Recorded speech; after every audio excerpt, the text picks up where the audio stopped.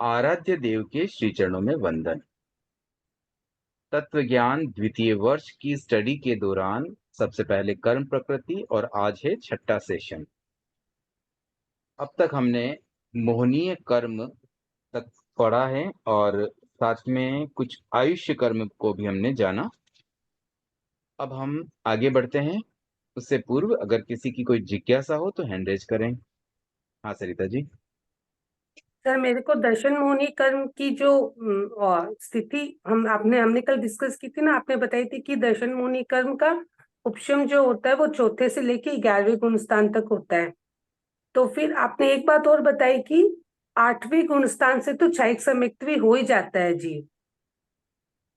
नहीं, तो सर वो शायिक सम्यक तो नहीं, औपशमिक या शायिक। अच्छा, दोनों हो सकता है, औपशमिक या क्षयिक। हाँ सर, वो मुझे औपशमिक का याद नहीं रहा। ठीक है, thank you sir.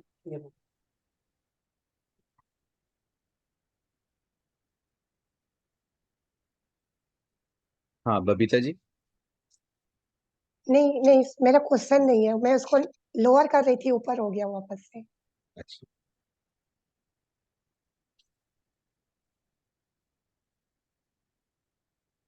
I think आयुष्य कर्म भी कल हमारा पूरा हो चुका था। अब हम नाम कर्म, आज जी नाम हाँ। कर्म प्रारंभ करना था। तो देखिए, नाम कर्म भी बहुत एक विचित्र कर्म है। इसमें बहुत सारी प्रकृतियां समाहित हो जाती हैं। इसकी एक परिभाषा पढ़ लेते हैं बुक वाली। जिस कर्म के उदय से जीव को शरीर, जाति, गति, यश, अपयश आदि पर्याय प्राप्त होती हैं, उसे नाम कर्म कहते हैं। तो जीव की जो डिफरेंट डिफरेंट पर्याय मिल रही है वो नाम कर्म की वजह से। ऐसा समझ लें कि नाम कर्म मानो हमें तरह तरह की पौद्गलिक रूप देता है। जैसे कितनी इंद्रियों की प्राप्ति हुई। मान लीजिए कोई द्विंद्रिय जीव है, तो दो इंद्रियों की प्राप्ति होना कुछ तो उसका एक प्लस पॉइंट है, तो वो नाम कर्म के उदय से होता है। शरीर प्राप्त होना नाम कर्म का उदय है। गति प्राप्त होना नाम कर्म का उदय है। फिर उसमें यश कीर्ति जैसी बातें भी आ जाती है कि हमें अगर कहीं जाते हैं हमारा सम्मान होता है तो वह भी नाम कर्म का उदय है। कहीं हम जाते हैं हमारा सम्मान नहीं होता है तो वह भी नाम कर्म का उदय है। ऐसे नाम कर्म की बहुत सारी प्रकृतियां हैं। अगर हम सारी प्रकृति को एक बार देखेंगे तो थोड़ी और क्लियरिटी भी आ जाएगी। यूं समझ ले कि कोई भी प्रकृति जो कहीं और फिट नहीं होती है वो सब नाम कर्म में आ जाती है। इतना वास्ट है ये नाम कर्म। मोहनीय कर्म की तो जैसे फिक्स है 28 प्रकृतियां हैं, ऐसे ही नाम कर्म की भी फिक्स तो है ही है, लेकिन कुछ कुछ अपेक्षा से इसमें कम ज्यादा संख्या भी हो जाती है। इवन जैसे कोई जीव ट्रस बनेगा या स्थावर बनेगा, सूक्ष्म बनेगा या बादर बनेगा, साधारण बनेगा या प्रत्येक बनेगा, अपर्याप्त ही रह जाएगा या पर्याप्त हो पाएगा, इस तरह की चीजें भी नाम कर्म में ही तय होती हैं। तो अब हम थोड़ा सा इसको नाम कर्म को डिटेल में समझना प्रारंभ करते हैं। इसमें वैसे दो प्रकार की प्रकृतियां होती हैं। सभी अघाती कर्मों में दो ही प्रकार की प्रकृतियां हैं, शुभ और अशुभ। तो यहाँ भी कुछ प्रकृतियां शुभ होगी, कुछ अशुभ होगी। अब देखिए, यहाँ संख्या की बात की गई है कि ऐसे एक अपेक्षा से उत्तर प्रकृतियों की संख्या 42 बताई गई है। फिर अपेक्षा भेद से 67 भी होती है, 93 भी होती है, 103 भी होती है। और भी उसके विवेचन, ये जो भेद है ना, उन भेदों की संख्या में और भी अंतर मिल सकते हैं। तो अब हम पहले प्रारंभ करते हैं, फिर किस अपेक्षा से भेद होते हैं, कहाँ पर क्या वेरिएशंस मिलता है, वह भी हम आगे समझेंगे। तो इसमें चार प्रकार की प्रकृतियां होती है। चार प्रकार, प्रकार कैसे? एक होती है पिंड प्रकृतियां। पिंड का मतलब कोई चीज झुंड में होना, ग्रुप में होना, समूह में होना।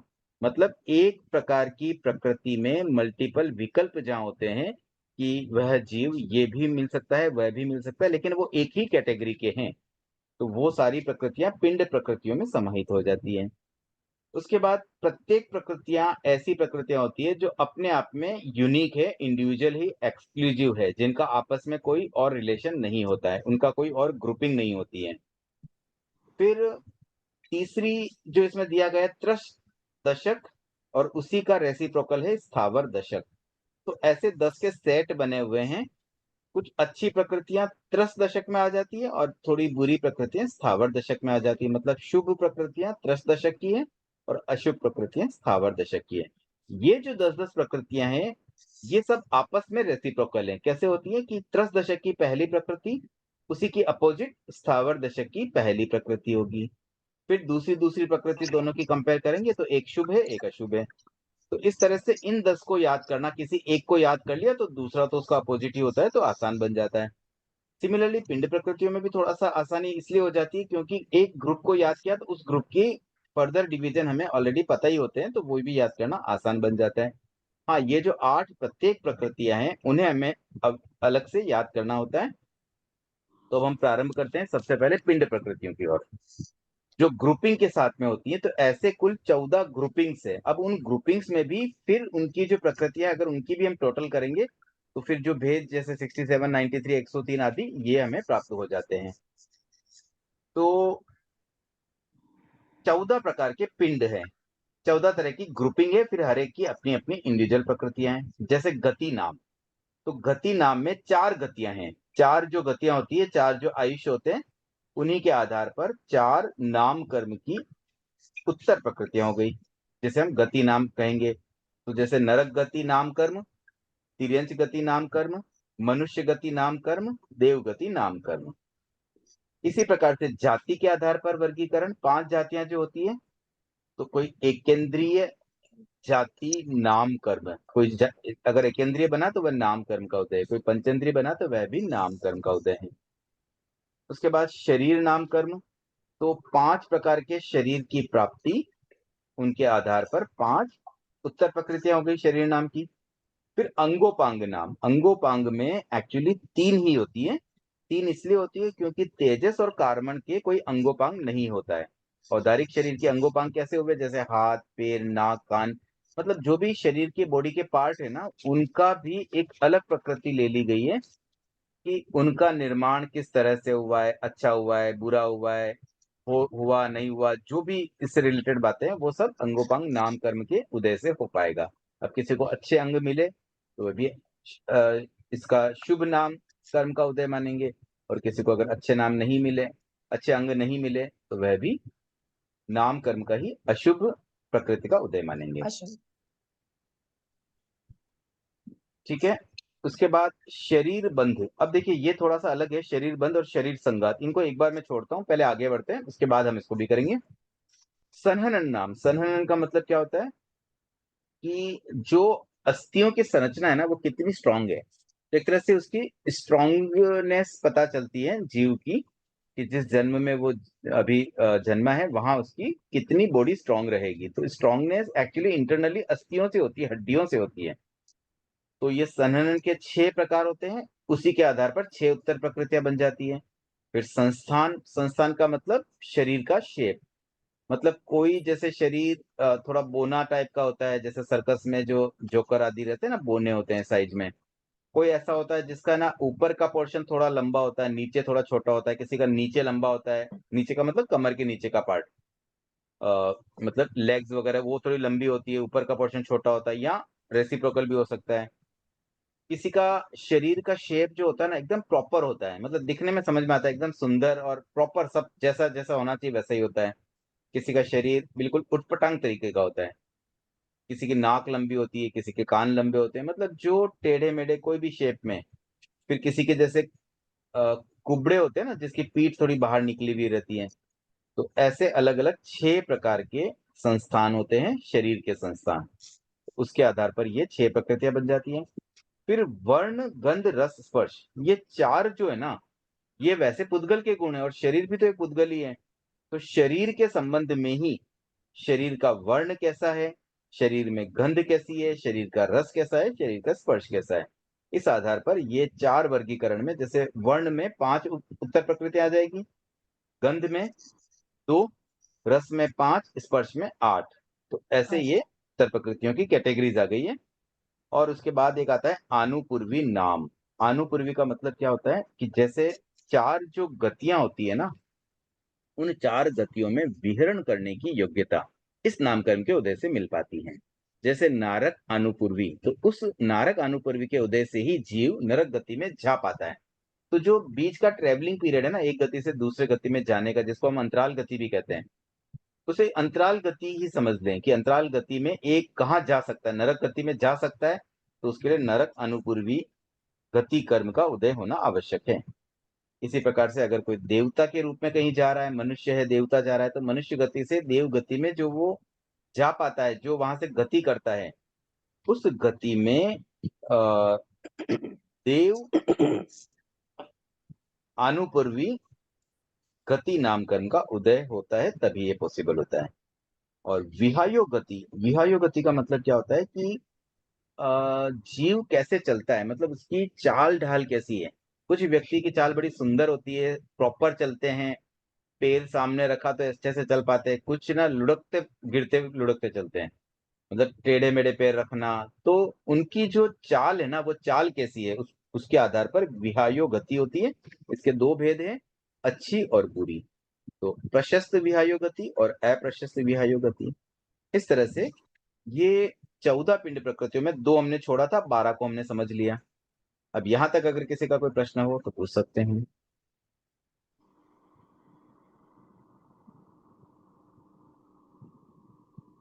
ठीक है, अब हम बाकी जो 2 रह गई थी, सरिता जी। हाँ, सर ये जो वर्ण गंध रस और स्पर्श है, तो शरीर में सर ये कैसे अफेक्ट करेंगे कि शीत उष्ण स्निग्ध, जैसे अगर स्पर्श है, या फिर रस में तिक्त कटु कसाय, तो इसको सर थोड़ा सा देखिए समझाइए। शरीर जो है ना, वो पुद्गलों से मिलके बना है। और पुद्गल का मतलब क्या होता है, परमाणु भी पुद्गल होते हैं, स्कंध भी पुद्गल होते हैं, उसमें देश प्रदेश के भी भेद मिलते हैं। तो हम अगर कल्पना करें कि मानो शरीर एक स्कंध है और ये बहुत सारे परमाणुओं से मिलकर बना हुआ है, और प्रत्येक परमाणु में कोई ना कोई स्पर्श होता है। तो जो शरीर हमें मिला है उसमें किस तरह के स्पर्श थे, अब जैसे स्पर्श की बहुलता होती है ना, उसके अनुसार शरीर बन जाता है। मान लीजिए किसी के रुक्ष स्पर्श की अधिकता है, बहुलता है, किनमें, उसके शरीर स्कंद के परमाणुओं में, मतलब अधिकांश परमाणु रुक्ष स्पर्श वाले हैं। तो क्या होगा कि उसकी शरीर में उसकी स्किन आदि रूखी रहेगी, रूखी त्वचा होती है। किसी का मान लीजिए स्निग्ध है तो उसकी एकदम चिकनी त्वचा होगी, तो उसमें थोड़ी सुंदरता भी अच्छी आ जाती है। तो इस तरह से ये सब चीजें अपने बॉडी को ही डिफाइन कर रही है, अपनी बॉडी किस प्रकार के परमाणुओं से मिलके बनी है, उस आधार पर ये तय हो जाता है। ठीक है, और कोई जिज्ञासा नहीं, आगे बढ़ते हैं। तो जो 2 हमने छोड़ दिए थे, अब उसको ले लेते हैं। शरीर बंध नाम, ये कर्म क्या करता है कि जैसे औदारिक शरीर हमें मिला, औदारिक शरीर के बहुत सारे पुद्गल हमें मिलते हैं। अब कोई जीव को औदारिक शरीर मिल गया, तो वो तो मिला औदारिक शरीर नाम कर्म की के उदय से। ठीक है, शरीर तो मिल गया, लेकिन अब उस शरीर के जो परमाणु है ना, वो बिखरते नहीं है, वो आपस में जुड़े रहते हैं।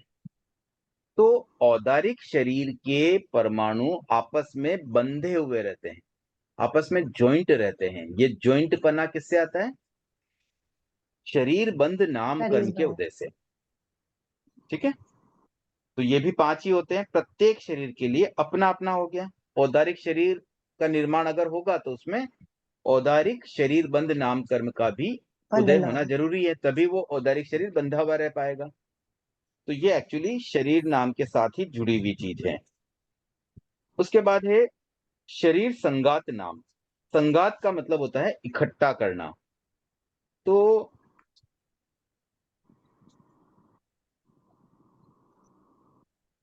अब इसमें जैसे शरीर बंध है ना, बस उससे थोड़ा मिलता जुलता ही है ये भी।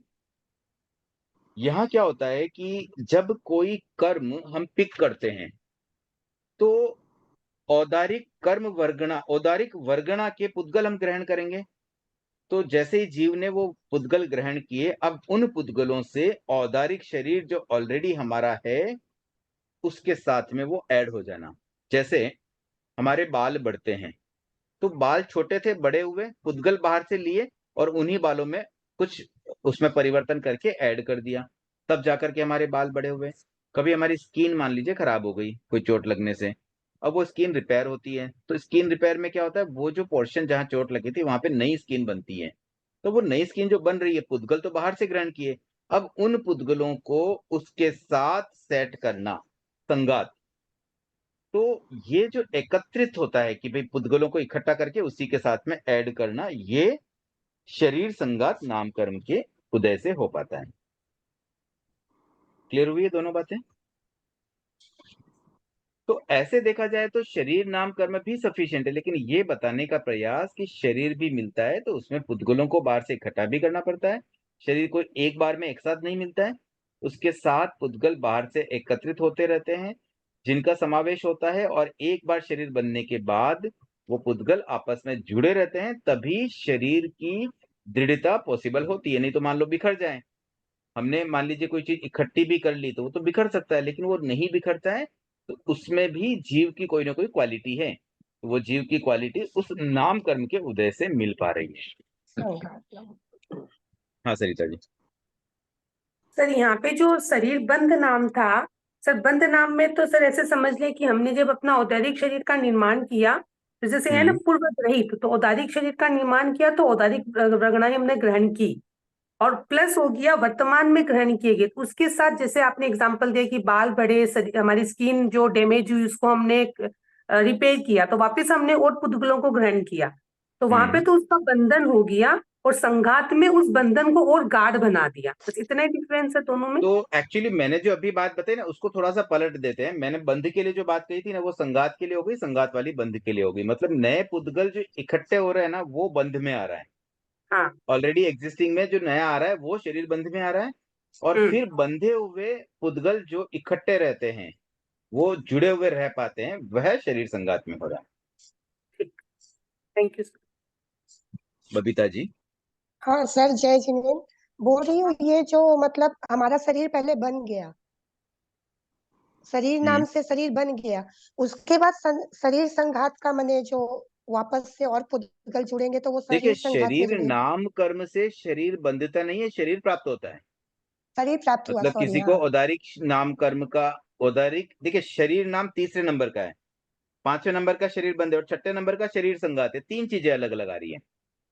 शरीर शरीर बंध, शरीर संघात। तो शरीर प्राप्त होना मतलब उसको औदारिक शरीर मिलेगा जीव को, ये उसमें क्वालिफिकेशन आ गई उन कर्मों की वजह से। वो कर्म शुभ रूप में फल दे रहे हैं तो अच्छा शरीर मिलेगा, और अगर अशुभ रूप में फल दे रहे हैं तो अच्छा शरीर नहीं मिलेगा। ये एक पार्ट हो गया। अब जब शरीर मिल रहा है ना, तो शरीर तो उसका निर्माण तो प्रारंभ हो जाता है पहले समय से ही। जैसे ही जीव किसी नई गति में जाएगा, शरीर पर्याप्तियों का निर्माण करता है सबसे पहले, और एज सुन एज शरीर पर्याप्ति कंप्लीट होती है, एक्चुअली तो शरीर पर्याप्ति का निर्माण प्रारंभ होने के साथ ही शरीर का निर्माण भी प्रारंभ हो ही जाता है। और जब शरीर पर्याप्तियां पूर्ण हो जाती है तो फिर उसके उसके आधार पर वो जीवन भर शरीर का निर्माण करते रहते हैं। तो जब शरीर का निर्माण होता है तो वहां पर दो बातें होती है। एक बात तो ये कि जो पुद्गल हमने बाहर से इकट्ठे किए, वो जितना शरीर हमारा डेवलप हो चुका है उसी में आके ऐड हो रहे हैं, उसी शरीर को और अधिक डेवलप कर रहे हैं। एक तो ये पार्ट हो गया जो कवर होता है शरीर बंध नाम कर्म की उदय से। और दूसरा पार्ट ये है कि जब एक बार बंध गया तो बंधने के बाद भी वो शरीर के साथ जुड़ा हुआ रहता है, बिखरता नहीं है। तो दैट कवर्स इन शरीर संगात नाम कर्म। Thank you sir. ठीक है, तो ये पिंड प्रकृतियां 14 थी। इनकी अगर और डिटेलिंग करें तो संख्या कितनी आएगी, कोई बता सकते हैं? देखिए, गति का 4 जोड़ दें, जाति का 5 जोड़ दें। 65 आएगी सर। अच्छा, जोड़ा आपने पूरा? हाँ सर, मैंने किया था उसको अलग अलग करके। ठीक है, तो 65 जैसा बता रहे हैं, तो एक बार बाकी लोग भी अपना एक्चुअल कैलकुलेशन कर लें, कहीं कोई डिफरेंस मिले तो बता सकते हैं। बस इतना आप ध्यान रखें कि गति 4 होती है, जाति 5, शरीर 5, अंगोपांग 3 ही होते हैं, क्योंकि तेजस का आरोहण के अंगोपांग नहीं होते हैं। उसके बाद शरीर बंध और शरीर संगात 5-5 होते हैं, संहनन 6, संस्थान 6, वर्ण गंध रस स्पर्श, वर्ण 5, गंध 2, रस 5, स्पर्श 8, अनुपूर्वी 4 और विहायो गति 2। इस तरह से इनको बस टोटल करेंगे तो हमें वो संख्या भी मिल जाएगी। अब आगे बढ़ते हैं। मीना जी, वेद आपकी जिज्ञासा, उसके बाद बबीता जी का भी प्रश्न हो सकता है। नहीं सर, पहले का ही रेज है। अच्छा, आप थोड़ी लोअर जोर कर से दीजिए मीना जी। हाँ अ, हाँ, मैं कर रही हूँ। सम्यक कैसे बनते हैं? क्या कैसे बनते हैं? सम्यक, सम्यक। सम्यक्त्व। हाँ, सम्यक्त्व जैसे कहाँ से आ समय। गया? अभी तो हम नाम कर्म की प्रकृतियां पढ़ रहे हैं ना। अच्छा, ओके। देखिए, क्लास के दौरान तो क्लास से रिलेटेड ही प्रश्न पूछने हैं, अलग से पूछना है तो आप आफ्टर क्लास पूछ सकते हैं, या व्यक्तिगत अच्छा, अलग से पूछने। अच्छा, कविता जी। अच्छा, ठीक। जय जिनेन्द्र। एक बार सर, शरीर बंद और संघात का एक बार थोड़ा और क्लियर करिए ना प्लीज।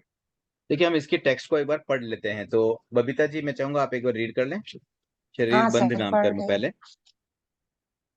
शरीर बंध नाम, यह पूर्व ग्रहित एवं वर्तमान में ग्रहण किए जाने वाले पुद्गलों के पारस्परिक संबंध का हेतुभूत है। औदारिक, वैक्रिय, आहारक, तेजस और कार्बन बंध, ये 5 इसकी उप प्रकृतियां हैं।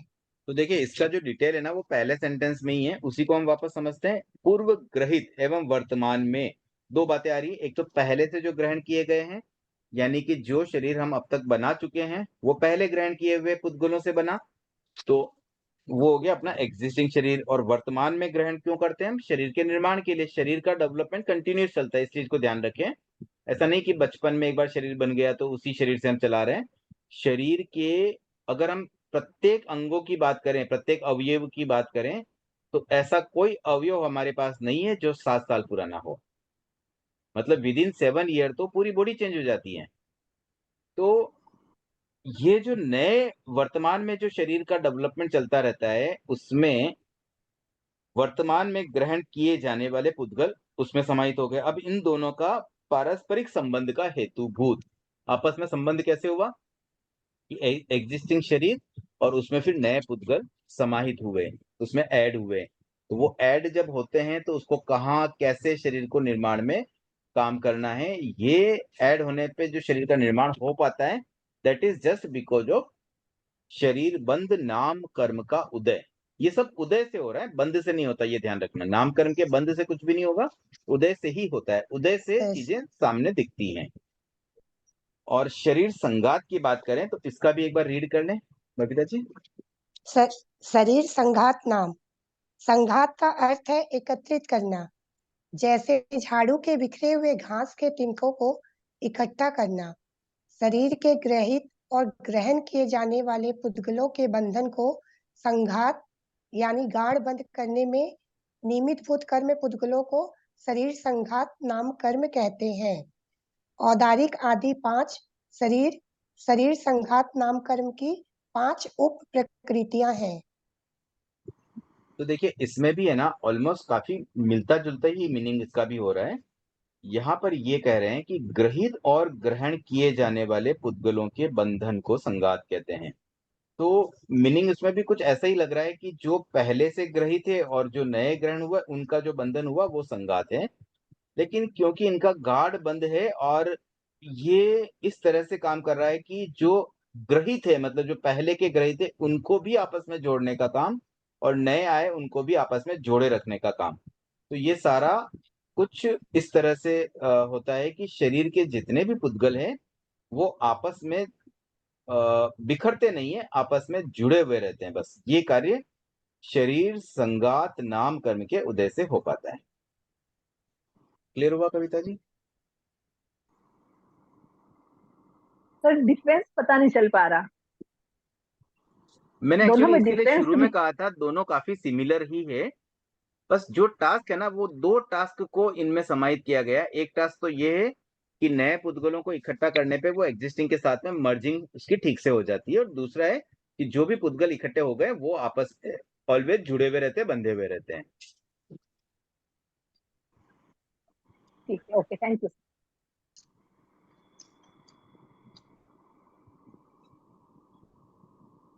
एक बार जिज्ञासा जिनकी हो जाए ना, हैंड लोअर कर दिया करें। चलिए आगे बढ़ते हैं। प्रत्येक प्रकृति, प्रत्येक प्रकृति इंडिविजुअली अपनी अपनी प्रकृतियां, इन आठों को अलग अलग समझेंगे, और आठों को इसकी कोई ऐसे पिंड प्रकृति नहीं है कि उसकी ग्रुपिंग में और कोई प्रकृति उसके साथ हो। तो ये ऐसे आपस में संबंध भी नहीं है। जो बची कुछ ऐसी प्रकृतियां थी जो किसी में सेट नहीं हो रही थी, वो यहाँ दे दी गई है। तो इनमें प्रत्येक प्रकृतियों को हम वन बाय वन समझते हैं। पहली है अ गुरु लघु नाम। तो इसके उदय से क्या होता है, जीव अधिक हल्का और अधिक भारी नहीं होता है। कैसे? देखिए, अब जैसे हम कहें कि हमारा जीव, उसको हमें औदारिक शरीर मिल गया, तो औदारिक शरीर में तो वजन होता है ना। वह वजन हमारी आत्मा को क्यों नहीं लगता है? बिकॉज ऑफ दिस अ गुरु लघु नाम कर्म। अब अगर आप वेट मशीन पे खड़े हो जाएं, तो हमारा जो भी वजन होगा, 50 kilo, 40 kilo, 80 kilo, whatever weight we have, वो भारी लगता है। किसी और के बॉडी पर हम चढ़ जाएं तो उसे तो सहन भी नहीं हो पाएगा। तो कोई और जीव तो उसको सहन नहीं कर पा रहा, लेकिन हमारी आत्मा कैसे इतने भारी वजन को सहन कर पाती है? कभी किसी व्यक्ति का 50 किलो का वजन बढ़ बढ़ के 70, 75, 80 भी हो जाता है ना, तो भी आत्मा पर उसका कोई असर नहीं आ रहा है। तो ये जो चीज हो पा रही है, वह अ गुरु लघु नाम कर्म से। कि कोई अगर हल्का भी हो जाए तो उसमें कोई हल्कापन नहीं लगता है, भारी होने पे भी भारीपन नहीं लगता है, शरीर का हमें वजन ही नहीं लगता है। तो ये बात, वजन ही नहीं लगने का मतलब न हल्का न भारी, वह मतलब अ गुरु मतलब में आ जाता है। मतलब सॉरी सर, बीच में बोल रही हूँ, सॉरी।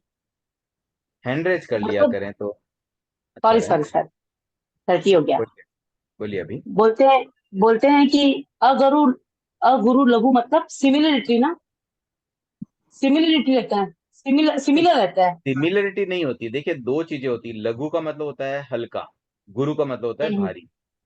तो कोई हम्म चीज अगर लघु है यानी कि हल्की है, कोई चीज भारी है तो गुरु है। जैसे एक मान लीजिए कोई पंख होता है, पंख एकदम हल्का होता है। या रुई होती है, रुई एकदम हल्की होती है। और उसी के हम्म बदले में अगर हम दूसरी कोई एग्जांपल ले, मान लीजिए कोई सोने की ईंट है तो वो भारी होगी। लोहे का बाट होता है, वो भारी होता है। तो ऐसे कुछ चीजें भारी होती है, वो गुरु होती है। और ऐसे हम कह सकते हैं कि जो लघु होती है ना, वो ऊपर की तरफ बढ़ती है। जो भारी होती है, जो गुरु होती है, वो नीचे की तरफ आती है। तो गुरुत्वाकर्षण शक्ति, जो गुरुत्वाकर्षण जो है ना शब्द, उसमें भी हाँ हाँ गुरु शब्द आ रहा है। हम्म, और आकर्षण मतलब गुरु को आकर्षित करती है, आकर्षित वह करने वाली। शक्ति गुरुत्वाकर्षण कहलाती है।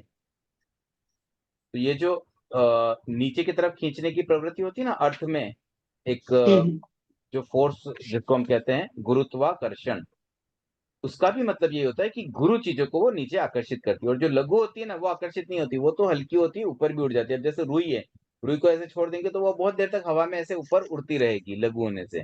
और वही कोई चीज भारी है तो वो तुरंत नीचे जाएगी। उसपे गुरुत्वाकर्षण का मानो लघु पे तो फर्क ही नहीं पड़ रहा है। और मैडम साहब। तो ऐसे एक गुरु होता है, एक लघु होता है, तीसरा होता है अगुरु लघु। न गुरु न लघु, जो न भारी है न हल्की है। ठीक है। उसके बाद में है उपगात नाम। उपगात नाम से क्या होता है कि अ, जीव है ना, अपने आप को ही गात करता रहता है। गात कैसे करता है? जैसे मान ले कभी कभी ऐसा होता है ना, हमारे ही नाखून हमें लग जाए और हमें चोट पहुंच जाती है। चलते चलते हमारे ही पैर से हम आपस में लड़खड़ा के गिर जाते हैं। तो ये क्या करता है? देखिए, इसका डिस्क्रिप्शन में क्या लिखा है, इसके उदय से जीव प्रभावहीन होता है एवं अपने अधिक या विकृत अवयवों से दुख पाता है। तो ये क्यों हो रहा है कि कोई अगर एक्स्ट्रा, जैसे मान लीजिए नेल्स हमारे बढ़े हुए हैं, तो उससे दुख उसी को मिल जाता है। या कोई विकृत अवयव हो जाते हैं तो उससे भी हमें ही तकलीफ होती है। तो हमारे शरीर से हम स्वयं अपने आप को अगर तकलीफ कर रहे हैं, जानबूझ के नहीं, अनजाने में ही, या जानबूझ के भी हो सकता है, तो उपगात नाम कर्म का उदय माना जाएगा। कुछ कुछ व्यक्तियों में ऐसा होता है व्यवहार, मतलब सिस्टम ही ऐसा कि भाई चलते फिरते ही उनके लगती रहती है, चोट लग जाती है, खुद के हाथ से ही खुद को डैमेज कर लेते हैं। तो उनके उपगात नाम कर्म का उदय होने से ऐसा हो सकता है। इसी प्रकार से परागात नाम में, उसमें थोड़ा सा अलग होता है। वहां पर जो घात होता है वो स्वयं को नहीं होता, दूसरों को होता है। जैसे किसी के नेल्स बड़े हुए हैं, तो उससे चोट उसको स्वयं नहीं लगती है, पास वाले को लगती है। पास में कोई व्यक्ति, उसके हाथ चुभने से उसको चोट लग जाती है। तो दोनों में घात हो रहा है। उपघात में घात स्वयं को होता है, स्वयं को डैमेज करते हैं। पराघात में डैमेज दूसरों को होता है। तो जहां पराघात नाम कर्म का उदय होता है ना, क्योंकि दूसरों को डैमेज होता है, इसलिए वहां पर जीव अधिक प्रभावशाली भी माना जा सकता है। ये भाई बहुत प्रभावशाली, दूसरों को वो नुकसान पहुंचाने की उसमें क्षमता है और उसकी वजह से प्रतिपक्षी भयभीत भी हो जाते हैं। तो यहाँ जैसे लिखा है ना, इसके उदय से जीव प्रभावशाली होता है, प्रतिपक्षियों से भयभीत होता है, मूल बात यही होती है कि उसमें वो क्वालिफिकेशंस होती है कि जिसके कारण से उसके शरीर के द्वारा अन्य लोगों को हार्म पहुंचता है, उससे हानि पहुंचती है। तो हानि पहुंचेगी तो कोई भी भयभीत होगा। उसके बाद है उच्छ्वास नाम। उच्छ्वास नाम कर्म के उदय से हम शांति से अच्छी तरीके से श्वास ले पाते हैं। अगर किसी को श्वास लेने में दिक्कत है तो समझो कि वहां ये नाम कर्म का भी रोल हो सकता है। उच्छ्वास से शांति से नाम ले पाते हैं। अब वो कर्म का बंधन कैसा हुआ है, ये शुभ नाम कर्म है, तो इसका जब उदय होगा तो अच्छे से सांस ले पाते हैं। आतप नाम कर्म। आतप नाम कर्म में क्या होता है, जीव स्वयं को तो शीतल रखता है लेकिन बाहर रोशनी करता है, बाहर ताप फेंकता है, जैसे सूर्य। तो सूर्य में भी आतप नाम कर्म का उदय होता है। सूर्य एक्चुअली कौन सा जीव है सरिता जी?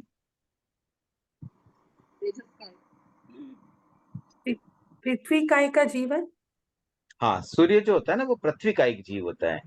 ऐसे हम ज्योतिष देव के साथ में भी इसको लिंक करते हैं ना, सूर्य, चंद्रमा, नक्षत्र, ग्रह, नक्षत्र, तारे, ऐसे 5 प्रकार के ज्योतिष देव जो होते हैं। वहां पर ये सूर्य जो है ना वो देव नहीं है, सूर्य तो उनका विमान होता है। इट जस्ट ए दिमाग प्लेस का जहाँ ज्योतिष देव जाते हैं और उसकी सवारी करते हैं।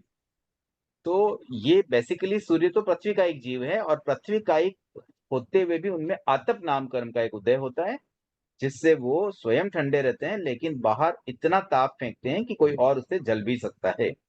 ऐसा ही आतप नाम कर्म पंचेंद्रिय जीवों के भी हो सकता है।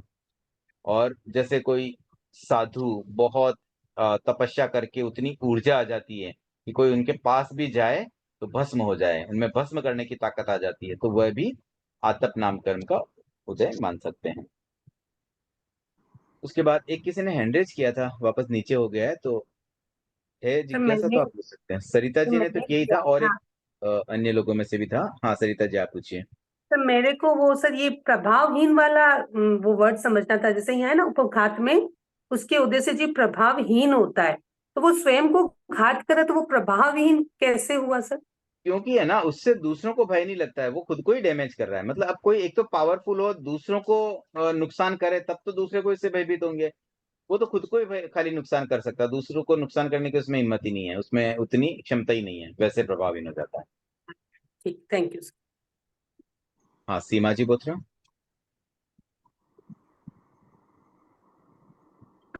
जय जिनेंद्र सर। सर सूर्य पृथ्वी का एक जीव कैसे हुए? देखिए जैसे अर्थ है ना, अर्थ किससे बनती है? पृथ्वी का ही, उसी को कहते हैं ना, पृथ्वी से ही पृथ्वी का एक शब्द आया है। वैसे ही जितने भी इस तरह के ग्रह, नक्षत्र, जो भी प्लेस होता है ना, जमीन होती है जहां भी, वो सब पृथ्वी का एक ही होती है। जहां भी ग्राउंड होता है, जैसे अभी देवलोक में तो है ना वहां विमान होते हैं, वहां ग्राउंड नहीं होता है, वहां हवा में विमान तैरते हैं। लेकिन जहां जहां भी पृथ्वियां होती है, जैसे नरक की 7 पृथ्वियां बताई गई है ना, वैसे ही एक अ, जो ग्रह नक्षत्र है, फिजिकल ग्रह नक्षत्र भी एक्चुअली वहां भी एक जमीन होती है। जैसे चंद्रमा पर तो अब इंसान जा भी चुका है, तो वहां की मिट्टी भी हम क्लोजली देख पाते हैं, कैसे वहां पे खड्डे हैं, मिट्टी है, तो वो सब पृथ्वी का एक ही होती है। तो ये जो भी इनकी संरचना है ना, जिस तरह से बने हुए, सब पृथ्वी का एक जीव है वो। अब उन पर कोई चल रहा है तो वो पंचेंद्रिय जीव चल सकते हैं, द्विएंद्रिय जीव चल सकते हैं, अन्य जीव उन पे चल रहे हैं, वो अलग बात है, बट मूल रूप से तो ये पृथ्वी का एक जीव ही होते हैं। Okay sir, thank you. Santosh ji. जय जिनेंद्र सर। जैसे आपने कहा कि आतप नाम मतलब भस्म भी कर सकते हैं, तो क्या हम ऐसा समझे कि तेजोलिशय की प्राप्ति आत्म कर्म के उदय से होती है? हाँ, ये तो मैं श्योर नहीं बोल सकता हूँ। आतप नाम कर्म से तो एनर्जी लेवल बढ़ता है, ये बात सही है, लेकिन अब तेजोलेशय एग्जैक्टली आतप नाम कर्म से है या नहीं है, आई एम नॉट श्योर। हो भी सकता है। एंड ये फिर उद्योत में जैसे शीतल लब्धि, शीतल होती है कांति, तो क्या शीतल लब्धि भी इससे जुड़ी हुई है? उद्योग तो है ना प्रकाश करता है, जैसे चंद्रमा। हाँ, ठंडा प्रकाश है। हाँ, खाली एक लाइटिंग है, लेकिन उससे गर्मी नहीं लगती है, ताप नहीं लगता है। जैसे जुगनू होते हैं ना, जुगनू में भी उद्योत नाम हाँ कर्म का उदय है। ऐसे कोई भी किसी किसी के शरीर में भी उद्योत नाम कर्म का उदय हो सकता है। कैसे होता है? रात को अंधेरे में शरीर चमकता है, तो वह भी उद्योत नाम कर्म हो सकता है। मतलब लाइट, खुद की अपनी सेल्फ लाइट है जिसकी, वो उद्योत नाम कर्म के उदय से ही हो पाता है। कृतज्ञ उसमें। उसके बाद निर्माण नाम कर्म। अच्छा, प्रतिभा जी। सर ये जो अगर उपघात नाम है, परघात नहीं, क्या पंचेंद्रिय जीवों की ही होती है? नहीं, ये तो सबके होती हैं। अच्छा। उपघात और पराघात तो कोई भी जीवों की हो ही सकती है, क्योंकि कोई अपनी, जिसका भी शरीर, जिसे शरीर मिलेगा उसमें ये चीजें हो ही सकती है। अब जैसे कोई छोटा जीव भी हो, जैसे चूहा है। अब चूहा है ना, कभी कभी पंचेंद्रिय जीवों को, मनुष्य जैसे जीवों को भी नुकसान कर सकता है। कभी सोए हुए हमारे पैर कुतर गया, तो फिर क्या होगा? वो फिर हम उससे भयभीत भी हो जाते हैं कि भाई चूहे से डर लगता है, इसलिए फिर गेट बंद रखते हैं, भी चूहा ना आ जाए। तो ये उनका पराघात नामकरण का उदय हुआ। इसी प्रकार से कुछ जीव स्वयं अपने आप को डैमेज कर लेते हैं। अच्छा। तो ये तो बहुत कॉमन चीज है, स्वयं डैमेज तो हो ही जाते हैं। तो इवन जैसे ना, गर्भस्थ शिशु भी है ना, उसके ही हाथ पैरों से खुद को डैमेज कर सकता है कभी। ये तो वहां भी पॉसिबल है, उपघात नाम कर्म। तो अन्य जीवों में भी पॉसिबिलिटी इसकी इग्नोर नहीं कर सकते हैं। जैसे अभी इवन एकेंद्रीय जीवों की भी बात करें ना, तो वहां भी मुझे लगता है, I am not sure, very sure, but मुझे ऐसा लग रहा है कि, और इसको पता किया जा सकता है। अब जैसे कोई वनस्पति का एक जीव है, अब कोई पेड़ है, अब पेड़ में कोई नुकीला पार्ट है, और कोई चलते फिरते कोई उससे जाके उसका कोई स्किन छिल गई, तो वो भी तो पराघात नामकर्मी हुआ। ऐसे ही उनमें, वनस्पति काय में भी कई बार वो जीव स्वयं को भी डैमेज कर देते हैं। उसका कोई पार्ट ग्रो होकर के इस तरह से इफेक्ट करता है कि उसके और कोई एग्जिस्टिंग पार्ट में उसकी वजह से दिक्कत आ सकती है। तो ऐसे तो लगता है कि ये सभी जीवों में होता है। Seema ji. Thank you. Jayendra sir, तो ये जो आतप नाम कर्म का उदय आपने कहा, या उद्योत नाम कर्म का, तो आतप नाम कर्म में इस कर्म के उदय से जीव स्वयं तो शीतल होता है, पर अन्य के लिए तापयुक्त होता है। तो यहाँ क्या इसका क्रोध कसाई से भी कोई लिंक है क्या, कि खुद नहीं ठंडा नहीं, रहता है उससे लेकिन कोई लिंक किसी नहीं और है। के देखिए, लिए वो नाम हो सकता है कर्म कि है ना, गुस्सा दिखाए? देखिए नाम कर्म का संबंधित कषायों से नहीं होता है ये, बस उसको उस तरह की चीज मिलती है। तो उसका शरीर ही इस तरह से होता है कि बाहर से इतना गर्म होता है कि कोई उसके पास जाएंगे तो जल भी सकते हैं, या उनको बहुत हीट लगती है। कभी कभी देखिए हमारी बॉडी में भी ऐसा होता है ना कि बहुत शरीर गर्म रहता है। प्रायः सबका, मतलब कोई कोई ऐसा व्यक्ति होता है ना, प्रायः उसका शरीर बहुत गर्म रहता है, कोई यस, होता है जिसका प्रायः शरीर यस ठंडा सर, यस। रहता है। तो ये खाली शरीर से यस। संबंधित चीजें हैं, इसमें कषाय का कोई रोल नहीं है। कषाय तो ओके, भावों से ओके, रिलेटेड हो जाती है। Thank you. उसके बाद है निर्माण नाम। इस कर्म के उदय से जीव के शरीर के अवयव यथास्थान व्यवस्थित होते हैं। शरीर फोड़े फुंसियों से रहित होता है। मतलब शरीर का जो निर्माण हो रहा है ना, वो प्रॉपर होता रहता है। जैसे कोई चोट लगी तो जल्दी ठीक हो जाता है, कोई फोड़े फुंसी भी आ गए तो फटाफट वापस रिपेयर हो जाते हैं, या आते ही नहीं है। तो ये निर्माण नाम कर्म के उदय से होता है, मतलब शरीर व्यवस्थित रहता है। उसके बाद तीर्थंकर नाम कर्म, ये तो आप जानते ही हैं, तीर्थंकर नाम कर्म का उदय मतलब जब कोई तीर्थंकर बनेगा। तो अब इसमें भी ऐसा होता है कि अ, तीर्थंकर जब बनेगा तब तो उनका उदय हुआ, लेकिन बंधन तो पहले हो सकता है, सत्ता में भी पहले रह सकते हैं, तो पहले ही बांध लेते हैं तीर्थंकर। नाम का बांधना एक दो बहु पहले भी पॉसिबल है, ऐसा नहीं कि अभी का अभी बांधना होता है। तो बंधा हुआ पड़ा है, सत्ता में है, और फिर जब कभी वो मनुष्य बनेंगे और तीर्थंकर जैसी योग्यताएं हो जाएगी, तब वो उस नाम कर्म की प्रकृति का उदय हो जाता है। तो तीर्थंकर है ना, गोत्र नहीं होता, ये ध्यान रखना। तीर्थंकर नाम कर्म की प्रकृति, कभी कभी हम तीर्थंकर गोत्र का बंधन बोल देते हैं, वो थोड़ा गलत हो जाता है। तीर्थंकर नाम का बंध होता है। उसके बाद में दशक की बात करें, त्रस दशक और स्थावर दशक, तो इसके जो 10 नाम है त्रस के, उसी के अपोजिट स्थावर के भी नाम है, तो हम साथ साथ ही कर लेंगे। तो हर एक का पहला पहला फिर दूसरा दूसरा, वैसे हम साथ साथ करते हैं। त्रस और स्थावर नाम। त्रस नाम में क्या होता है, जीव त्रस के रूप में बनता है, मतलब या तो द्विंद्रिय से लेके पंचेंद्रिय तक कहीं ना कहीं वो जन्म लेगा, और जहाँ स्थावर नाम है वो एकेंद्रिय में जन्म लेगा। इसी प्रकार से बादर और सूक्ष्म।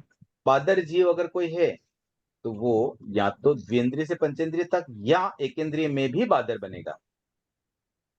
अगर कोई सूक्ष्म नामकर्म का उदय है तो फिर वो डेफिनेटली एकेंद्रिय में ही बनेगा और सूक्ष्म शरीर वाला बनेगा, जो आंखों का विषय नहीं बनता है। एकेंद्रिय में ही दो टाइप होते हैं, सूक्ष्म और बादर, सूक्ष्म और बाकी बादर। सब तो बादर ही होते हैं। उसके बाद साधारण। साधारण के साथ क्या आ रहा है, प्रत्येक। तो कोई जीव प्रत्येक शरीरी होगा या साधारण शरीरी। तो अगर प्रत्येक नाम कर्म का उदय है तो उसको प्रत्येक शरीरी होगा। मतलब क्या हुआ कि उसको इंडिविजुअल अपना अपना शरीर मिलेगा। मतलब ओविंग आवर ऑन बॉडी भी बहुत बड़ी बात है। तेजस और कार्बन तो सबकी अपनी अपनी होती है, उसमें तो कोई शंका नहीं है, लेकिन औदारिक शरीर सबको अपना अपना मिले ये भी ऑलवेज पॉसिबल नहीं है। अधिकांश जीवों को तो प्रत्येक शरीर मिलता ही नहीं है, अधिकांश को। 99.9999% लोग जीव तो ऐसे हैं ना जिनको अपना खुद का शरीर ही नहीं मिल पाता है। तो फिर क्या करते हैं, वो एक ही शरीर में शेयर करते हैं। ठीक है, तो ये अब प्रत्येक मिल पाना वो शुभ, क्योंकि ये सारी शुभ प्रकृतियां त्रस दशक वाली, तो प्रत्येक का अपोजिट हो गया साधारण। तो या तो उसको साधारण मिलेगा या प्रत्येक मिलेगा। हाँ सीमा जी। सर आपने जो कहा ये एक ही शरीर बहुत जन को एक साथ करके ले लेता है, वो समझ में नहीं आया। प्रत्येक का तो जैसे कि कोई इंडिविजुअल, हम लोग एक एक इंसान है तो इंडिविजुअल हो गए, लेकिन जो बोल रहे साधारण की बात वो हमको थोड़ी क्लियर नहीं हुई कि एक शरीर में हो तो वनस्पति में संभव है, लेकिन हाँ और किसी में भी संभव है क्या? नहीं, केवल वनस्पति में ही होता है, और ये निगोद में होता है। ओके। निगोद में क्या और होता है मैंने ना, सोचा कहीं एक और भी। ना ना और कहीं नहीं, बस बादर शरीरों में तो होता ही नहीं। बादर जीवों में वही। ये नहीं होगा, केवल सूक्ष्म में ही होता है। ठीक है, वो तो ठीक क्लियरिटी है है ना सर, आपको। Thank Anant you. जीव एक ही शरीर को शेयर करते हैं, सब हाँ साथ हाँ। में खाते हैं, साथ में पीते हैं, साथ में श्वास लेते हैं, साथ में जन्म लेते हैं, साथ में ही मर जाते हैं। जनते सब कुछ मन। साथ चलता है उनकी क्रियाएं, क्योंकि श्वास लेने के लिए भी उनके पास एक ही शरीर है, हाँ। उसी से उसको श्वास लेनी है। जो श्वास आ रही है सब उसी में से शेयर करते हैं। Yes sir. मतलब ऐसा समझ लो ओके सर, कि थैंक यू। कोई मानो जैसे नरक गति को अगर कंपेयर करें ना, तो नरक गति से भी खतरनाक स्थिति साधारण शरीरी जीवों की होती है। निगोद, निगोद के जीवों की। हाँ, तो ऐसे कष्ट वाइज अक्सर हम यस ये सर, समझते हैं कि ठीक। भाई सबसे ज्यादा कष्ट नरक में होता है, लेकिन नरक से ज्यादा कष्ट निगोद में है। बहुत कठिन होता है इस तरह से रह पाना। Yes. Sharing the same okay space, sir, thank वही यू। बॉडी में पूरा एक ही स्पेस और अनंत जीव साथ में रह रहे हैं। तो ये हो गया प्रत्येक और साधारण शरीर के अकॉर्डिंगली। फिर पर्याप्त और अपर्याप्त। तो अगर किसी के पर्याप्तियां, जितनी पर्याप्तियां आवश्यक हो उतनी पर्याप्तियों को पूर्ण कर लेते हैं तो वो पर्याप्त जीव हो जाते हैं, और वो हो पाता है पर्याप्त नामकरण के उदय के कारण। और अगर किसी जीव के पर्याप्त नामकरण का उदय नहीं है तो फिर वो अपर्याप्त अवस्था में ही मर जाते हैं। उसके बाद है स्थिर नाम। स्थिर नाम में क्या होता है कि शरीर के अवयव मजबूत और स्थिर रहते हैं। अब कई बार आप देखेंगे ना, कोई व्यक्ति बैठे हैं ना तो उनके हाथ पैर ऐसे कांपते हैं, इस तरह से स्थिर नहीं रह पाते हैं। ज्यादातर बुढ़ापे में ऐसा होता है, या फिर कम एज में भी ऐसा पॉसिबल है। किसी किसी का पैर हिलते रहते हैं, मतलब वो चाहे तो भी कंट्रोल नहीं होता। कोई कोई तो ऐसे जानबूझ के पैर हिलाते हैं, वो एक अलग चीज है, वो तो एक अपनी हैबिट की बात होती है। लेकिन कुछ शरीर ऑटोमेटिक शरीर हिलते रहते हैं। मतलब कई बार तो ऐसे है ना, जिसको हम फड़कना भी बोलते हैं, शरीर के अंग जो फड़कते हैं ना, वो भी एक तरह से हिलते रहते हैं। तो वो भी ये जो स्थिर नाम है ना, उसमें शरीर इस तरह से उतना उसमें हलचल नहीं होती, चंचलता कम होती है, स्थिर रह पाते हैं। और इसका अपोजिट जो है नेगेटिव वाला, वो है अस्थिर नाम। तो जहां अस्थिर नाम कर्म का उदय होगा वहीं पर ये सारी बातें आती हैं कि शरीर इस तरह से हिलना। उसके बाद शुभ नाम। अब शुभ नाम में क्या होता है, शरीर अच्छा मिलता है, सुंदर मिलता है, लावण्य युक्त मिलता है। और अशुभ नाम में शरीर सुंदर नहीं मिलता है। तो ऐसे अगर देखें ना, तो मोस्टली नाम कर्म की प्रकृतियों का संबंध शरीर से सबसे अधिक होता है। जैसे वर्ण गंध रस स्पर्श भी सीधे शरीर से संबंधित है। यहां भी हम देखें तो अधिकांश प्रकृतियां शरीर से संबंधित ही आ रही हैं। शरीर को डैमेज करना, इवन उपघात पराघात में भी शरीर का ही रोल हो रहा है। उसके बाद सुभग। सुभग में क्या होता है उसको अच्छा भाग्य मिलता है, एक तरह से ना भाग्यवान होता है। कैसे भाग्यवान हुआ कि इस कर्म के उदय से जीव सबको अच्छा लगता है। और दुर्भग नाम कर्म में क्या होता है कि जीव सबको अप्रिय लगता है। कई बार कोई ऐसे व्यक्ति हमारे बीच में होते हैं जो हमें पसंद नहीं होते हैं, सामान्यतः कोई उसको पसंद नहीं कर पाता है। तो ये दुर्भग नामकरण के उदय के कारण ऐसा होता है। और कुछ कोई कोई ऐसे होते हैं ना जो सबको अच्छा लगता है, कोई आके बैठता है तो भी हमारा मन एकदम प्रसन्न हो जाता है, भाई ये व्यक्ति आया तो अच्छा लग रहा है। तो वो सुभग नामकरण के उदय से होता है। इसी प्रकार से सुस्वर नाम, मतलब स्वर अच्छा मिलना। जीव का अगर मधुर स्वर है तो वो सुस्वर नाम का उदय है, और अगर उसका स्वर अच्छा नहीं है तो दुस्वर नाम का उदय है। आदेय नाम कर्म, आदेय नाम कर्म में क्या होता है कि जैसे कोई व्यक्ति कुछ कह देता है तो उसकी बातों की वैल्यू रहती है। तो जिसकी बातों को वैल्यू मिल पाती है वह आदेय नाम कर्म के उदय से होता है।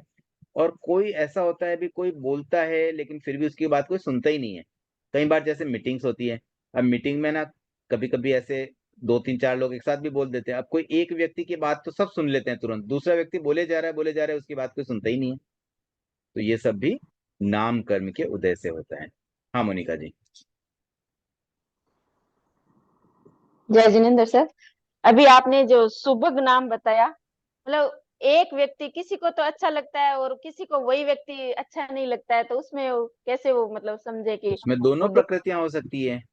अच्छा सुभग ऐसे नाम क्या? का भी उदय हो सकता है, दुभग का भी हो। जैसे हम वेदनीय कर्म की बात करें तो कभी साता हाँ। वेदनी का उदय होता है, कभी असाता वेदनी का भी उदय हो जाता है।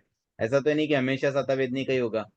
वैसे ही हमारे बीच ये भी चलता रहता है, कभी आदेय कभी अनादेय, कभी सुभग कभी दुभग, ऐसी चीजें होती रहती है। स्थिर नाम में भी ऐसा ही है, कभी शरीर स्थिर है कभी स्थिर नहीं है। तो जैसे जैसे प्रकृति का उदय होता है उसके अकॉर्डिंगली वैसा रिएक्शन हो जाता है।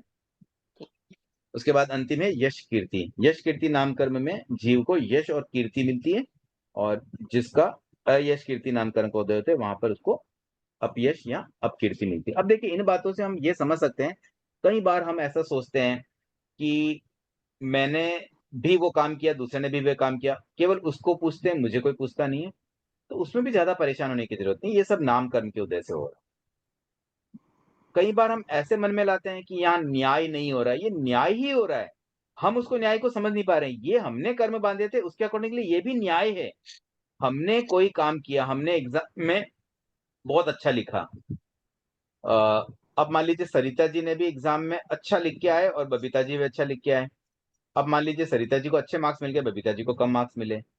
तो बबीता जी सोचिए, तो एग्जामिनर की गलती है? ऐसे थोड़ी होता है, चेक सबको एक जैसा करना चाहिए। एक ही प्रश्न में मैंने जो उत्तर लिखा उसमें तो मुझे दो में से एक ही मार्क दिया, उनको दो में से दो दे दिया। तो ये सारी परिस्थितियां हम उसको इस रूप में ले तो लेते हैं कि यार न्याय नहीं हो रहा है, हम फिर उसकी कंप्लेन भी करते हैं, उसका सोल्यूशन भी चाहते हैं, और बहुत आगे इस बात को बढ़ाने में भी विश्वास रखते हैं। लेकिन अगर कोई अ, गहराई से सोचे ना तो पूरा न्याय हुआ है।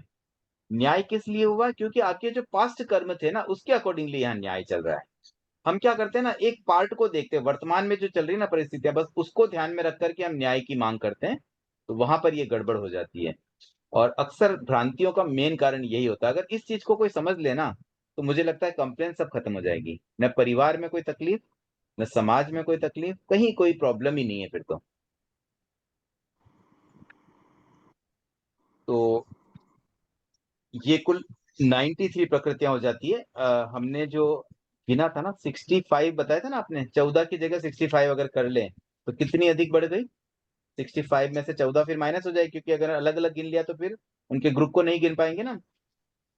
पिंड प्रकृति की बात करो, जैसे मान लीजिए हमने गति नाम में चार अलग अलग ले ली, चार गतियों की, कि नरक गति, तिरंज गति, मनुष्य गति, देव गति। तो फिर हम गति नाम को और पांच ही थोड़ी लेंगे, तो फिर ये 14 कम हो जाएगी। तो 65 में से 14 गए तो कितना रहा? 51। तो 51 और ऐड कर लें 51। तो 42 में 51 जोड़ेंगे तो संख्या आ गई 93। तो केवल पिंड प्रकृतियों को खोल देने से ही संख्या 93 आ जाती है।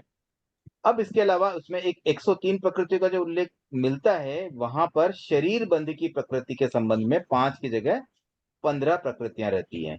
वो 15 कैसे रहती है? देखिए शरीर बंध क्या कर रहा है, फिर से समझते हैं। पूर्व ग्रहित और वर्तमान के पुद्गलों को संबंध करता है। तो अब मान लीजिए किसी के पहले से कार्बन शरीर तो है ही है, अब कार्बन के साथ कार्बन जुड़ा, तब तो कार्बन टू कार्बन जो हमने 5 गिने थे उसमें आ ही गया, लेकिन कार्बन के साथ तेजस भी तो जुड़ता है, कार्बन के साथ औदारिक भी तो जुड़ता है, तो ऐसे और अधिक प्रकृतियां होने से कुल संख्या फिर वहां पे 15 हो जाती है। तो अगर उसको 15 माने, मतलब अलग अलग शरीरों के बीच भी बंध है कि औदारिक शरीर के साथ कार्बन शरीर भी बंधा हुआ है, तेजस शरीर भी बंधा हुआ है, कभी कार्बन के साथ में आहारक शरीर भी बंध जाता है, मतलब साथ में तो रह ही रहा है, तो साथ में रहेगा तो ज्वाइंट भी रहेगा। तो उस अपेक्षा से अगर हम देखें तो वहां पर 5 की जगह 15 प्रकृतियां लेने से 10 प्रकृतियां नहीं बढ़ गई है। पहले 5 थी, अब 15 हो गई, तो 10 नहीं बढ़ने से 93 की जगह संख्या हो गई 103।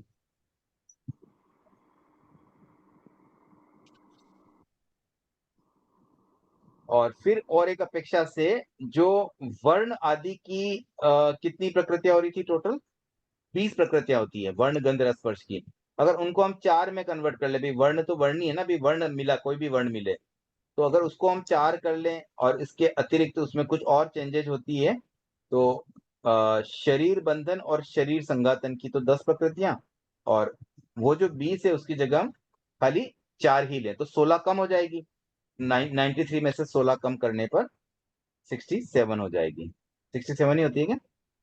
हाँ 67 हो जाएगी। तो ऐसे 77 हर प्रकृति जो भी संख्या दी है ना 77 उसका एक बेस भी यहाँ दिया गया कि अगर 67 है तो किस अपेक्षा से, 93 है तो किस अपेक्षा से, 42 है तो किस अपेक्षा से, और 103 है तो किस अपेक्षा से। ये 4 संख्याएं यहाँ पर समाहित की गई हैं। 93 में 16 किया तो 77 होगा ना? 26 प्रकृतियां एक्चुअली कम होती है। वहां पर क्या किया है, शरीर बंधन और शरीर संघातन इनकी 10 प्रकृतियों को भी सीधा कम कर दिया, भी उसकी अलग जरूरत नहीं है। शरीर बंध में वो शरीर नाम कर्म में वो सब समाहित हो गई है, वैसा अज्यूम करते हुए उन 10 को भी कम किया और 16 ये भी कम की, तो ऐसे 26 कम करने पे 67 की संख्या आ रही है। हाँ सीमा जी। सर ये जो 15 प्रकृतियों का आपने बताया ना वो नहीं समझ में आया। जो 15 प्रकृतियां जो तीनों की 5-5 लेनी है, देखो 5 शरीर तो से तीनों की संबंधित लेनी जो। है। इसके अलावा क्या होता है हाँ। ना, जो शरीर जिसके साथ बंध सकता है ना वो कॉम्बिनेशन लेने से 15 की पूरी संख्या आ जाती है। अगर आपको डिटेल में जानना है तो अभी मुझे भी देखिए याद नहीं, बुक में देख के ही बता पाऊंगा। तो या तो कर्म तो ये प्रकृति जो क्लियर मंजू करना जी होगा। नाटक की बुक है उसमें दिया हुआ है 15 की लिस्ट, उसमें देखा जा सकता है, या फिर मैं आपको कल बताने का भाव रखता हूँ। सर इसका अगर कोई सर फोटो, आप मेरे पास बुक नहीं है, आप हमको फोटो करके भेज दीजिएगा ग्रुप में तो हम देख वैसे लेंगे। मुझे लगता है कि अभी आपको उतना डीप में जाने की जरूरत भी नहीं है, इतनी ज्यादा इंपॉर्टेंट भी नहीं है, खाली एक बार नामोल्लेख इसका मैं इसलिए कर देना चाहता हूँ थोड़ी दिमाग में क्लियरिटी हो जाए। सर वो सर समझ में मेरे नहीं आ रहा है, प्रॉब्लम हो जा रही है ना, वो 15 कैसे क्या। और एक आ, तो जो आ, आपने पीछे वाली भी बताई, जो 67 वाली कैलकुलेशन, वो भी समझ में नहीं आई मेरे को।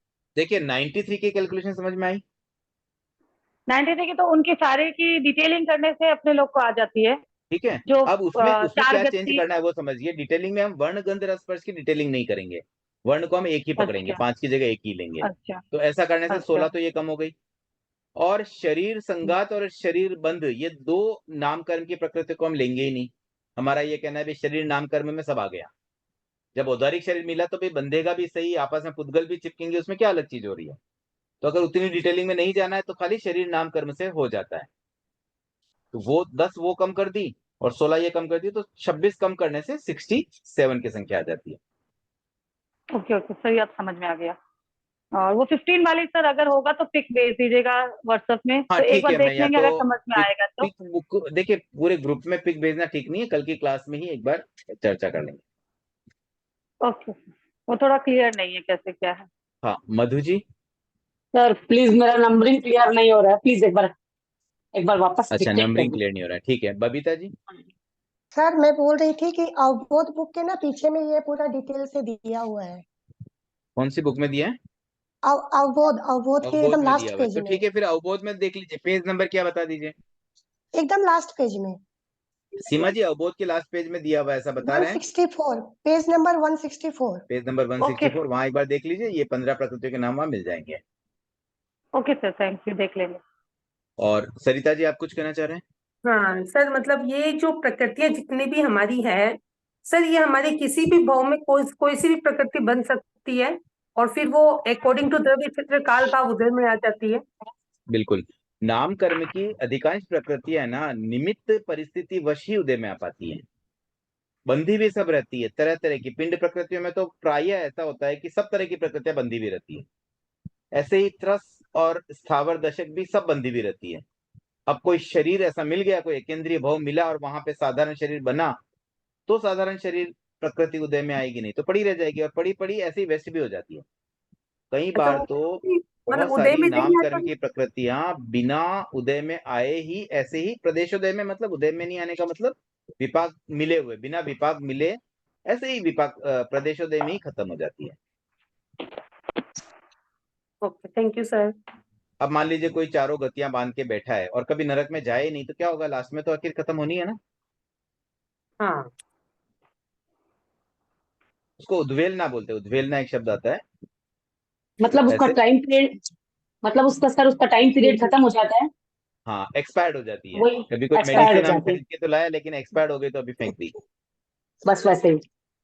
सर मतलब ये ऐसे होता है कि जैसे अभी जैसे हम मनुष्य भोग में हैं, तो यहाँ अभी मैंने जैसे कर्म किए, अब समझ लीजिए उस अकॉर्डिंग कोई ऐसा काम किया और मेरी वो नाम प्रकृति बंध गई, वो मेरे स्टोर में रह गई, बिल्कुल सत्ता में रहती है। सत्ता में रह गई। अब फिर जैसा मुझे जब योग मिलेगा वो उस समय मेरे उदय में आ जाए।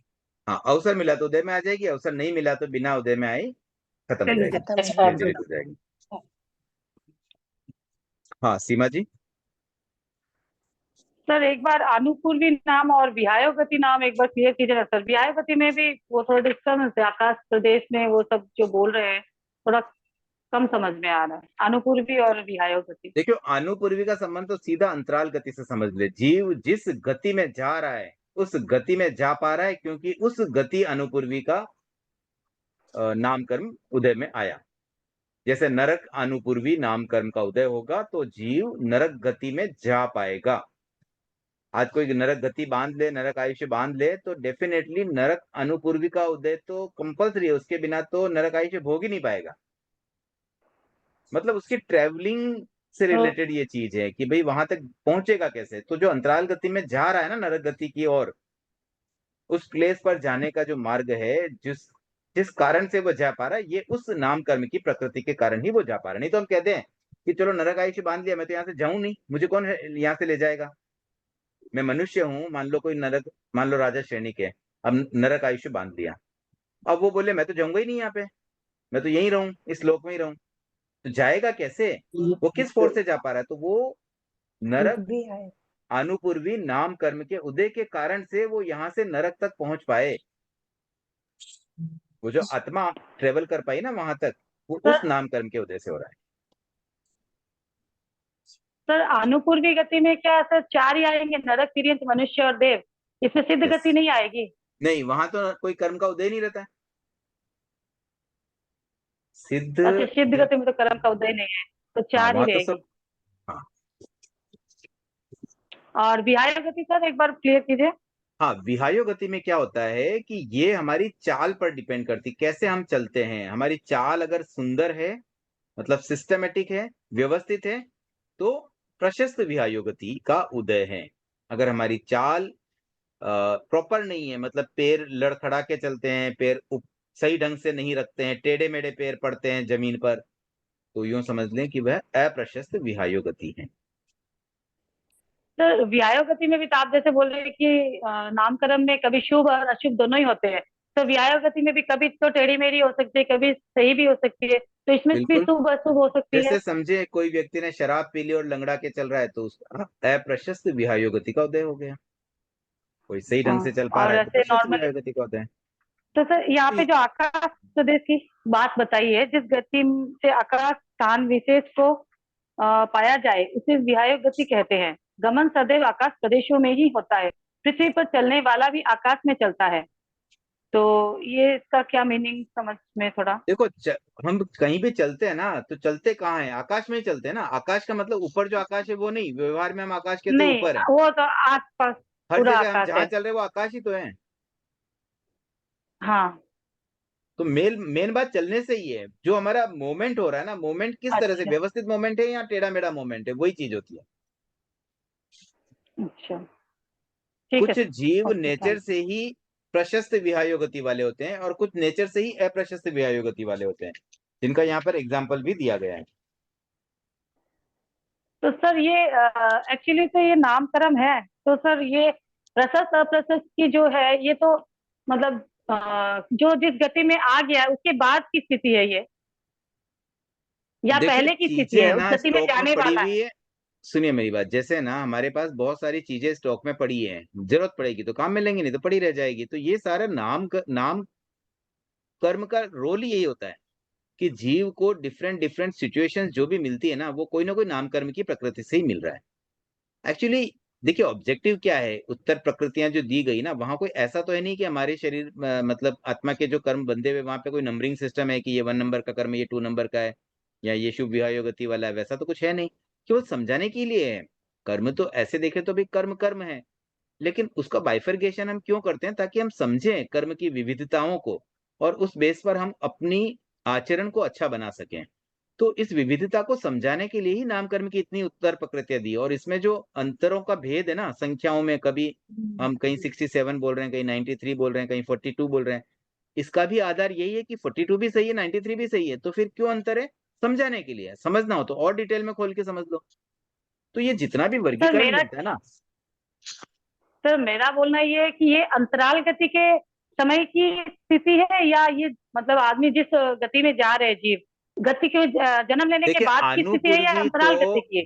अनुपूर्वी तो अंतराल गति से संबंधित बात है, और बाकी विहायो और गति विहायो तो जीव के टोटल मोमेंट से, जहां भी जिस भी तरह से गति कर रहा है, किसी एक भव में भी जो चल रहा है वो गति भी इसमें समाहित है। मतलब अंतराल गति के टाइम में भी जब तक वो दूसरे भव में नहीं गया तब भी देखिए विहायो गति हो सकती है क्या? अंतराल गति में तो विहायो गति से हो जाता है, अनुपूर्वी से हो जाता है, सॉरी।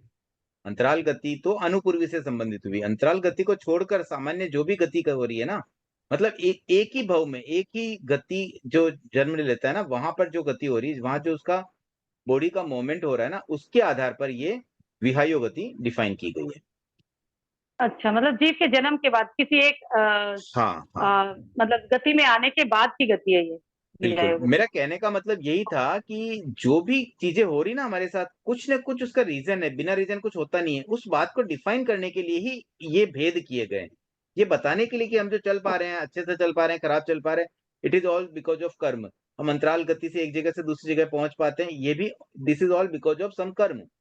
तो बस इस बात को समझाने के लिए ही ये सब भेद किए गए हैं, ताकि हमारे क्लियरिटी आए और फिर हम उसके अकॉर्डिंगली हम अशुभ कर्म बंधन से बचें। थैंक यू, बहुत बहुत और आभार। साथ में जैसे ये भी जो विविधताएं होती है ना, उन विविधताओं के को समझ लेंगे तभी तो हम न्यूट्रल हो पाएंगे, तभी हम शांत हो पाएंगे। नहीं तो हम तो हमेशा भड़कते ही रहते हैं, गुस्सा ही करते रहते हैं। देखो गवर्नमेंट ने इतना टैक्स लगा दिया, कितना गलत किया हमारे साथ। अरे उन्होंने कुछ गलत नहीं किया, आपका ही कर्म का उदय था, इसलिए आपको इतना टैक्स भरना पड़ रहा है। बस उस बात को समझने के लिए हर चीज का संबंध कर्मों से है। ऐसे देखा जाए तो नाम कर्म के और भी भेद हो सकते हैं, कितने ही हो सकते हैं। अब एग्जाम्पल, प्रधानमंत्री नाम कर्म का उदय हुआ, इसलिए नरेंद्र मोदी प्रधानमंत्री बने, हम तो नहीं बन पाए। ठीक है ना, ऐसे हम कितनी ही बातें समझ सकते हैं। नाम कर्म का उदय बोले तो इतने प्रकार की वैरायटी हो सकती है, लेकिन यहां समझाने के लिए कि एक आइडिया लग गया ना, जैसे तीर्थंकर नाम कर्म बता दे, तो क्या चक्रवर्ती नाम कर्म नहीं होना चाहिए? ये चक्रवर्ती कोई कैसे बन पाया, उसका भी तो उदय होगा तभी बनेगा ना। वैसे ही एक परिवार में, मैं तो बोलता हूँ समाज का कोई अध्यक्ष भी तभी बन पाएगा जब उसके अध्यक्ष नाम कर्म का उदय होगा। तो कहीं ना कहीं नाम कर्म सपोर्ट करता है, कहने का मतलब किसी न किसी रूप में सपोर्ट करता है। हम जो भी एक्टिविटी करते हैं ना, जो भी चीज हम कर पाते हैं, जहां तक हम पहुंच पा रहे हैं, जो भी हमें रूप मिल पा रहा है, वो सब रूप के पीछे नाम कर्म उत्तरदायी है। सर इसका मतलब हम लोग जितना बुक में पढ़ रहे हैं, अपने सिलेबस में जितने नामकरण पढ़ रहे हैं, उससे भी कई गुना ज्यादा अनंत हो सकते हैं नामकरण। हर चीज में ऐसा ही है, पूरे तत्व ज्ञान में ऐसा ही है। अब जैसे बहुत सारे हो सकते हैं। जैसे गति के मान लीजिए 4 बता दिए गए, 4 गतियां होती हैं। तो नरक गति में भी मैं तो बोलूं 7वीं नरक की गति, 6ठी नरक की गति, ऐसे 7 अलग अलग कर दूं, क्या दिक्कत है? मनुष्य गति में भी हम कर्म भूमिक मनुष्य गति, अकर्म भूमिक मनुष्य गति, इस तरह से अंतर कर सकते हैं ना। फिर मनुष्य में संगी असंगी का भेद भी तो है, तो संगी मनुष्य गति, असंगी मनुष्य गति। तो जितना ज्यादा विवेचन आप करते जाए, देखिए ये सब है ना, ये नए के आधार पर समझना पड़ेगा। ये कोई भेद कोई इस तरह से नहीं है कि शाश्वत रूप से बस यही भेद होते हैं, अलग अलग समय में अलग अलग भेद भी चल सकते हैं। जब भी कोई तीर्थंकर धर्म का प्रतिपादन करते हैं ना, तो वर्तमान परिस्थितियों को ध्यान में रख करके वो प्रतिपादन करते हैं। तो भगवान महावीर ने मान लीजिए महाव्रत 5 बताए, तो भगवान पार्श्वनाथ ने थोड़ी 5 महाव्रत बताए थे, उन्होंने तो 4 ही महाव्रत बताए थे। तो ऐसे चीजें बदलती रहती है। आज नाम कर्म की जितनी प्रकृतियां हमें मिल रही है, ये भगवान महावीर के शासन के समय की बात है। हो सकता है इससे पूर्व तीर्थंकरों ने नाम कर्म की कोई 500 प्रकृतियां बताई हो, कोई 400 बताई हो। तो वहां पर अपेक्षा का भेद होता है। ये जो वर्गीकरण कम ज्यादा हो रहा है ना, उसमें नए रेस्पॉन्सिबल है, किस अपेक्षा से कोई बात की जा रही है। तो मेन रेस्पॉन्सिबिलिटी वो है। लेकिन फिलहाल हमें तो जो ज्ञान भगवान महावीर के शासन से जो मिला है, हम उसको एज इट इज ही समझने का प्रयास करते हैं।